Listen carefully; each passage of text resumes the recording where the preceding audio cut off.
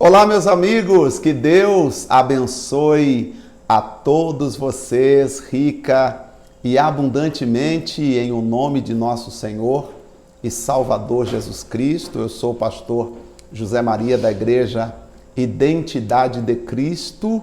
Estamos voltando com mais um devocional, que é o nosso estudo, ou seja, a leitura bíblica diária. Eu acredito que Deus nos deu a oportunidade e, quem sabe, o privilégio de ser o primeiro a fazer a leitura bíblica assim. Nós temos a Bíblia em áudio, nós temos bons leitores, que você ouve a Bíblia em áudio e até se emociona, mas assim, lendo juntamente com as pessoas, eu nunca vi. Então, acredito que Deus nos deu esse privilégio e nós não paramos. Começamos em Mateus, estamos seguindo cada dia, realizando essa leitura. E eu quero agradecer a Deus por você estar nos acompanhando, tá bom? Hoje, sábado, nós vamos falar de Efésios, capítulo número 4. Vamos lá? Rogo-vos, pois eu, o preso do Senhor, que andeis como é digno da vocação com que fostes chamados, com toda mansidão e humildade, com longanimidade, suportando-vos uns aos outros, procurando guardar a unidade do Espírito pelo vínculo da paz. Aqui Paulo está dizendo assim, olha, é necessário que vocês que dizem eu sou de Deus, andem com humildade e mansidão. Andem com longanimidade, que é a paciência para suportar a ofensa, suportem uns aos outros no amor. E também procurem guardar a unidade do Espírito pelo vínculo da paz. E ele vai dizer no verso 4, há um só corpo e um só Espírito, como também foste chamado em uma só esperança de vocação. Um só Senhor, uma só fé e um só batismo. Ele está dizendo que há um único Senhor Jesus, tá? E há também uma só fé. A fé que importa é a fé em Jesus Cristo. E um só batismo. O batismo que importa é o batismo porque creio em Jesus, tá? Quando ele fala de um só batismo, tá? Tem gente que tem dúvida. Pastor, quando eu batizei, eu não sabia muito o que eu estava fazendo.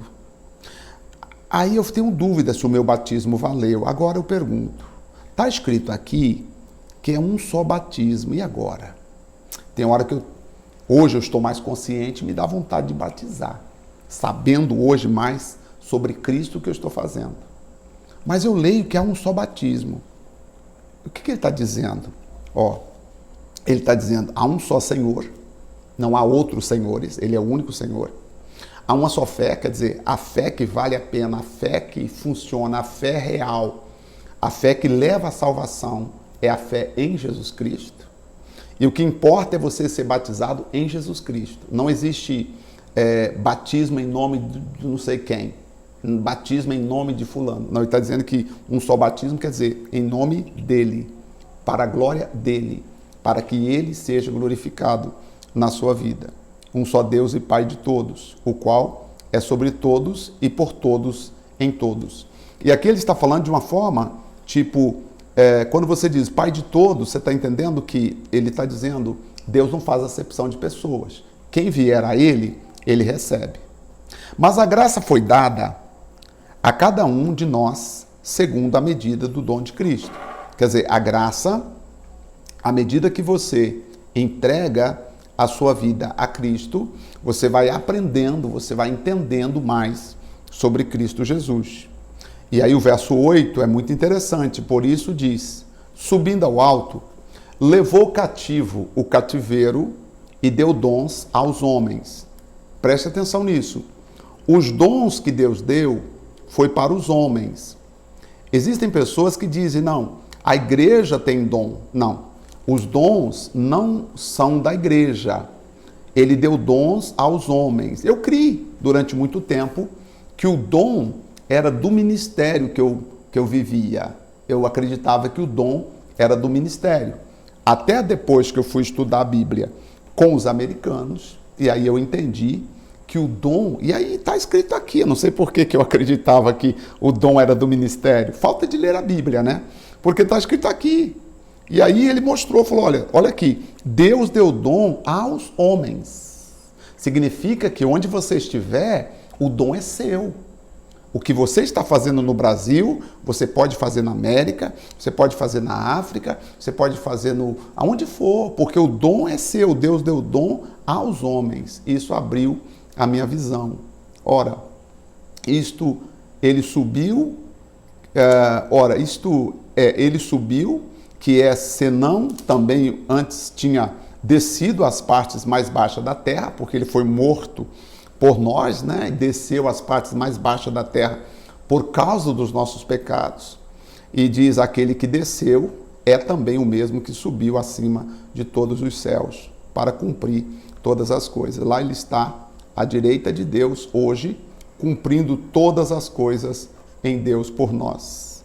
Foi ele mesmo, versículo 11, presta atenção nisso, foi ele mesmo, Jesus Cristo, deu uns para apóstolos, e outros para profetas, e outros para evangelistas, e outros para pastores, e outros para doutores. Aqui nós temos os chamados 5 dons do ministério: apóstolo, profetas, evangelistas, pastores e mestres ou doutores. Lá no livro de Coríntios vai falar de mais 2 dons, que também são dons ministeriais, que é socorro, ajudar quem precisa de ajuda, e governo, que é organizar e cuidar das pessoas que servem a Deus. Aqui está dizendo que ele deu uns para apóstolos, quer dizer, não são as pessoas que hoje se intitulam apóstolos, mas sim, nós temos que pegar lá os apóstolos de fundação. Quem foram os apóstolos de fundação? Os 12 apóstolos de Cristo, dos quais Judas renunciou ao chamado, entrou Matias no lugar de Judas. E depois de Matias veio ainda o apóstolo Paulo, que foi o que escreveu as cartas, a maioria das cartas do Novo Testamento. Esses foram os apóstolos de fundação. Estamos falando disso. Se eu quero ter o ministério apostólico, Deus não vai tratar comigo nada diferente do que ele tratou com os apóstolos de fundação. Ok? Se eu tenho um dom apostólico, eu vou trabalhar esse dom em cima do que os apóstolos de fundação fizeram. Entende? Hoje tem pessoas agindo como se ela tivesse um dom específico, como se Deus estivesse guiando elas da forma que guiou os apóstolos de fundação, e na verdade não é. Hoje você tem que entender assim, Deus colocou os apóstolos de fundação, né, os profetas que profetizaram, e hoje eu tenho as profecias bíblicas, eu preciso ler a profecia, entender a profecia, explicar a profecia e não criar uma nova profecia, e não criar uma nova revelação. Como evangelista, eu devo evangelizar a todos, ajudar as pessoas a ter um encontro com Deus, e como pastor eu devo cuidar, orientar, guiar, nutrir o rebanho. E como doutor ou como mestre, eu também preciso buscar as mais profundas revelações da palavra, as mais profundas intimidades com Deus e trazer essas revelações às pessoas. E ele disse, por que ele deu esses dons do ministério? Para que os profetas, os apóstolos, os pastores, os evangelistas e os mestres se exaltem dizendo, olha para mim, veja quem eu sou poderoso, veja o que eu faço. Não, filho. O versículo 12 vai dizer para nós, por que ele deu esses dons do ministério? Ele diz assim, querendo o aperfeiçoamento dos santos para a obra do ministério, para a edificação do corpo de Cristo. Terminou? Não. Até que todos cheguemos à unidade da fé e ao conhecimento do Filho de Deus, a homem perfeito, à medida da estatura completa de Cristo. Terminou? Não. Para que não sejamos mais meninos, inconstantes, levados em todo vento de doutrina, pelo engano dos homens que com astúcia enganam fraudulosamente as pessoas, tá? O objetivo dele ter dado esses dons é para que haja crescimento de entendimento sobre ele na igreja. E hoje nós temos visto profetas, apóstolos, temos visto pastores, temos visto evangelistas, muitas pessoas usando o dom que tem para se autopromover, ou quando não, para tirar vantagem das pessoas. É por isso que nós estamos aqui, para ver o que a Bíblia diz, o que a Bíblia está ensinando. Será que as pessoas que dizem que têm dons extraordinários, será que elas estão usando esses dons para fazer crescer os membros, abraçando o corpo de Cristo, entendendo Jesus como Senhor? Ou será que eles estão usando esse dom para impor uma autoridade espiritual, até usar abuso de autoridade espiritual e fazer as pessoas fazerem o que eles querem? Será que é isso que eles estão fazendo? E aí você precisa analisar comigo, porque os dons que Deus dá, os dons do ministério, têm o objetivo de fazer a igreja crescer, o corpo de Cristo crescer. E aí ele disse mais, antes, seguindo a verdade em amor, tá? Nós temos que, esses dons do ministério vai nos ajudar a seguir a verdade em amor, cresçamos em tudo naquele que é a cabeça, Cristo, do qual todo o corpo, que somos nós, o corpo de Cristo, ok? Todo o corpo, ele vai dizer aqui, todo o corpo ajustado, ligado pelo auxílio de todas as juntas, tá? Segundo a justa operação de cada parte, faz o aumento do corpo para edificação em amor. Então, ninguém melhor do que você para fazer uma análise de hoje, como está as pessoas usando o dom para se autopromover e, na verdade, não usando o dom para edificar a igreja, para a igreja sair dizendo, uau, que entendimento, ou eu saí da igreja hoje amando mais a Cristo. Hoje tem pessoas que saem da igreja admirando mais o pastor, admirando mais isso, admirando mais aquilo, e não admirando tanto o dono da igreja, que é o Senhor Jesus Cristo. Vamos agora falar da santidade. Santidade cristã, verso 17.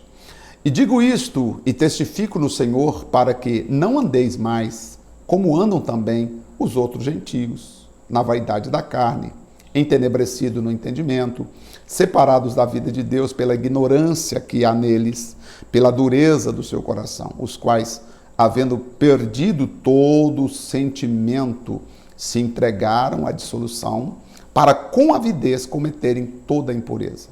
Mas vós não aprendestes assim a Cristo, se é que tendes ouvido e foste nele ensinado, como está a verdade em Cristo Jesus, tá? Que quanto ao trato passado, vos despistes do velho homem, que se corrompe pelas concupiscências do engano. Sabe a velha criatura? E vos renoveis vos renoveis no espírito da vossa mente. Onde é que eu me renovo? No espírito da minha mente. É aqui que ocorre a renovação. E revistais do novo homem, que, segundo Deus, é criado em verdadeira justiça e santidade. Ou seja, quem nos ajuda a fazer tudo isso é o próprio Senhor Jesus. E aí ele diz, deixai a mentira, falai a verdade, cada um com o seu próximo, porque somos membros uns dos outros. Não tem como esse braço machucar o braço de cá. Não tem como essa mão machucar a orelha. Não tem como o meu pé machucar a minha cabeça, porque nós somos membros uns dos outros. É o que ele está dizendo. Irai-vos e não pequeis. Cuidado para você ficar irado, mas não coloque a sua ira para fora. Não transforme a sua ira em palavras ou atos. Não deis lugar ao diabo. Há um versículo na Bíblia, nova versão transformadora, ela vai dizer que irai-vos e não pequeis, não se põe o sol sobre a vossa ira, porque a ira dá lugar ao diabo. O que dá lugar ao diabo na sua vida é a ira. A ira dá lugar ao diabo. Aquele que furtava não furta mais, ou não furte mais, antes trabalha fazendo com as mãos o que é bom, para que tenha o que repartir com o que tiver necessidade. Aqui ele está falando, faça o certo. Você sabe o que é o certo? Então, faça o que é certo, faça o que é correto. Verso 29, não sai de vossa boca nenhuma palavra torpe, são palavras más ou palavrões, tá? Mas as palavras que servem para promover a edificação para que as pessoas que ouvem dê graças. Uau! Veja como essa pessoa fala. Nossa, obrigado pelas palavras que você falou. É isso que Paulo está dizendo, que nós devemos falar agora uma linguagem sã, sadia, que as pessoas ouvem e ficam felizes em nos ouvir. E não entristeçais o Espírito Santo, é o verso número 30, no qual estáis selado para o dia da redenção. O Espírito Santo é o selo da nossa redenção, tá? No dia da redenção, ou seja, quando Jesus voltar, ou no dia da sua morte, você vai precisar do Espírito Santo estar com você para mostrar que você viveu aqui, serviu a Deus e andou com Deus. O que é que eu tenho que tirar da minha vida? Verso 31. Toda amargura, toda ira e cólera, que é o excesso de ira. Sabe aquela ira repentina? Ela é chamada de cólera. Ela vem rápido, mas ela faz um estrago, porque depois que ela passa, aí você falou, você agiu e aí o dano fica. E gritaria, blasfêmia, que é você acusar os outros, xingar os outros, etc. Toda malícia seja tirada de entre vós. Não podemos ter essas coisas. E antes, sede uns para com os outros, benignos, misericordiosos, perdoando-vos uns aos outros, como também Deus vos perdoou em Cristo. Assim também vocês devem perdoar. Então, quando eu lhe perdoo, não é porque eu sou generoso, não é porque eu sou bom, não é porque eu sou melhor que os outros, não. Quando eu lhe perdoo, é porque eu entendo que assim como Cristo me perdoou, eu também devo lhe perdoar. Quando você perdoa alguém, você deve lembrar, estou perdoando porque eu fui perdoado por Cristo. Não há razão para eu manter essa tristeza no meu coração. Se Cristo me perdoou, eu vou perdoar também. Que Deus nos abençoe, continue nos dando entendimento. Capítulo 5, vamos falar sobre amor e pureza. E o capítulo 6, já terminando Efésios, nós vamos falar sobre filhos e pais, servos e senhores. E aí vamos fechar o capítulo, o livro de Efésios, falando sobre as armaduras de Deus que nós precisamos colocar em nossas vidas, tá bom? Oremos. Pai querido, muito obrigado, Senhor, mais uma vez, te louvo, te agradeço, te exalto, te glorifico e digo muito obrigado pela oportunidade que eu tenho de estar aqui com o Senhor, te dando honra, glória, louvando o Senhor, estando contigo mais um dia, mais um momento. Pai, no nome de Jesus Cristo, queira, por favor, abençoar todos que estão orando comigo agora. Onde quer que eles estiverem, eu declaro, em nome de Jesus, sejam abençoados. Obrigado por esta palavra. Obrigado porque o Senhor nos ensina de forma tão clara, tão direta, tão abençoada. Ó Santo e poderoso Pai, no nome de Jesus Cristo, obrigado pela graça e o poder na vida de todos que nos acompanham e que participam conosco desse momento todo especial. Muito obrigado, em nome de Jesus. Amém. Graças a Deus. Muito bem. Amanhã estaremos de volta, já no capítulo... Amanhã é domingo, né? E aí nós vamos falar do capítulo 5. Tá bom, gente? Deus abençoe. Forte abraço e até nosso próximo encontro. Até lá.